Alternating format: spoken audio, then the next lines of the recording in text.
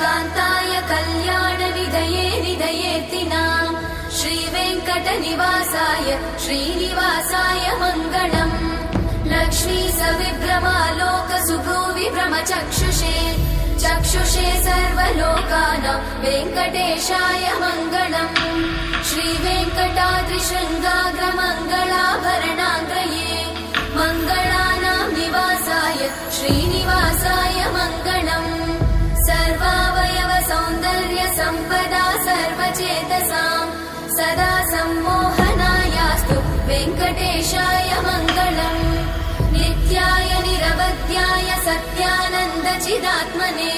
सर्वान्तरात्मने श्रीमद् वेङ्कटेशाय मङ्गलम् स्वतः सर्वविदे सर्वशक्तये सर्वशेषिने सुलभाय सुशीलाय वेङ्कटेशाय मङ्गलम्।